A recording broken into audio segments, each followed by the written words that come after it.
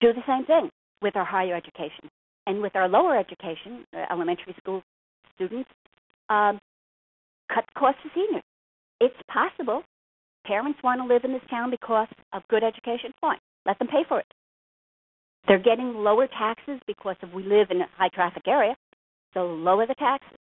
One other question. Why are you not having, Democrats and Republicans, having town hall meetings regarding the health care? A lot of other towns have had it. I didn't see our senators or anybody else come out and talk about it. So that's the other thing that I'm opposed to. Open forum. This isn't an open forum. This is selective. Okay, thanks, Savita. First of all, Savita, our Congressman Steve Rothman has held many town hall meetings in the 38th District, and he is very good at, communicating with the people. And some of the things that you've mentioned, I just would like to say that some of the schools that have merged programs are now very dissatisfied with the merging. They want to have their own town control the school and the decisions that are made.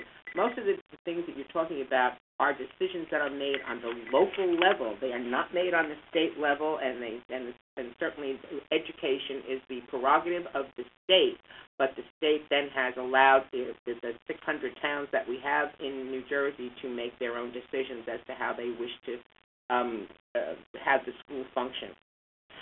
Savita, I would also like to say a few words. First of all, I hear what you're saying about can we do a better job with the delivery of services in regard to schools. And I agree with Assemblywoman Voss. A lot of this happens to be local decisions. However, I also say that we have to take a look at streamlining the services. And we have put the mechanisms in place, but now it's up to the school boards to do so. You have read, and I have read in many a newspaper where the administration is top-heavy.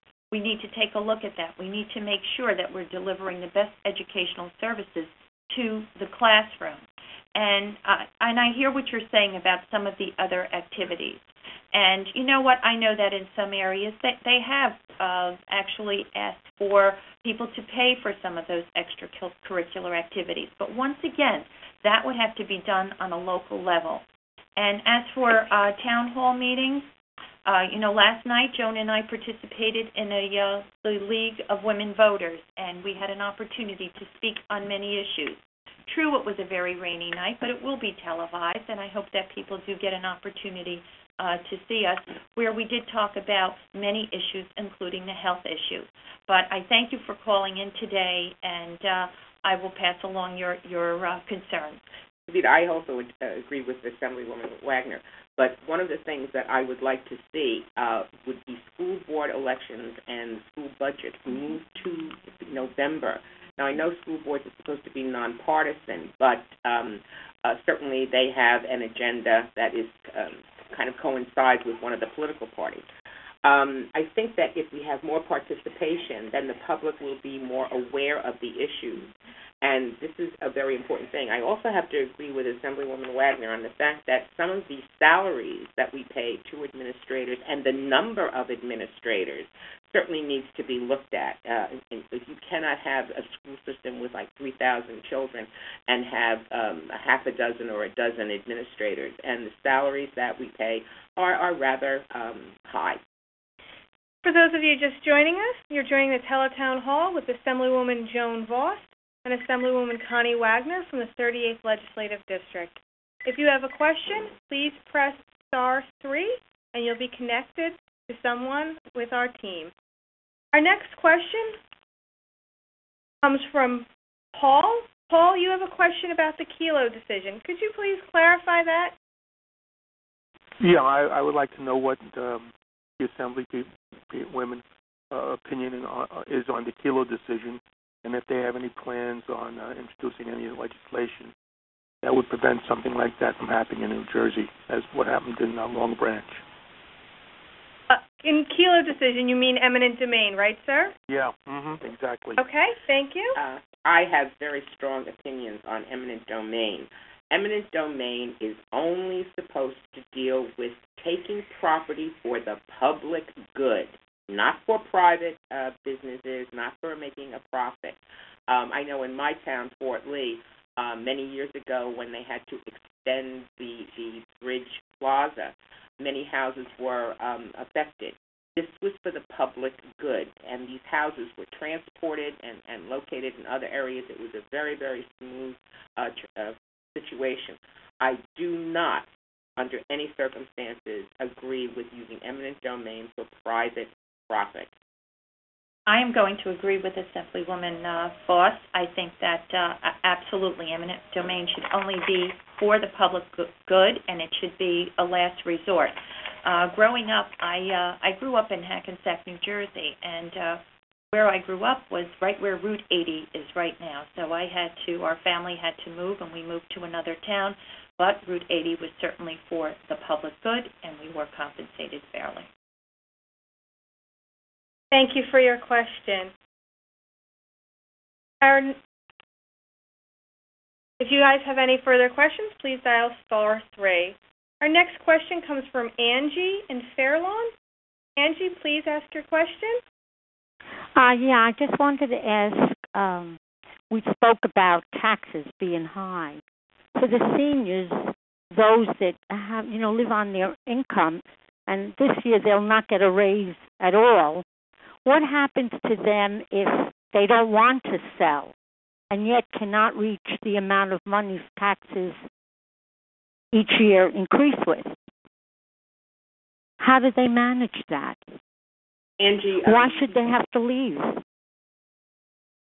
Angie, we just signed a bill that extended the income for seniors so that their property taxes would be frozen.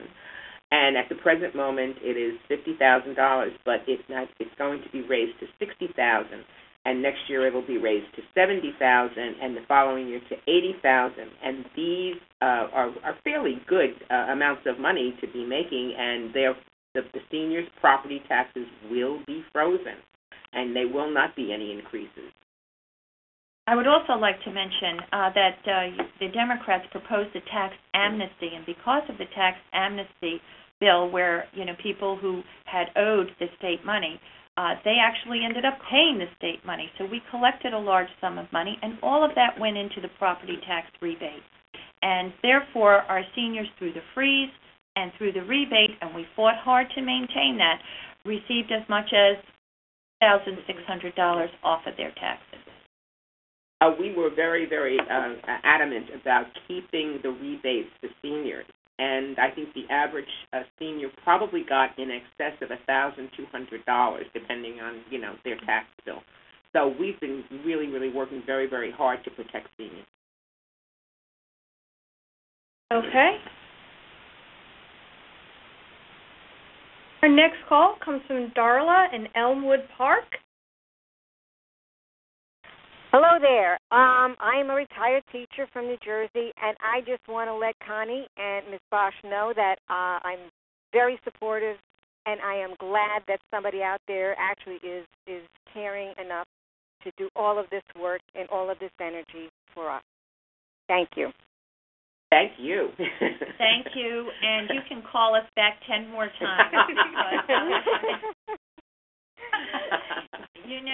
We're living in times right now where we appreciate what teachers have done, and we certainly appreciate what you have done as a retired teacher. And Joan and I are both retired teachers, and we know how many hours you have worked in your lifetime that's, off the clock, and you deserve to be rewarded. And we hope that you're managing with your pension. Thanks, Darla. For those of you just joining us, this is Assemblywoman Joan Voss and Assemblywoman Connie Wagner. We remind you, if you have any questions, please dial *3 on your telephone pad. And our next call comes from Joan in Saddlebrook.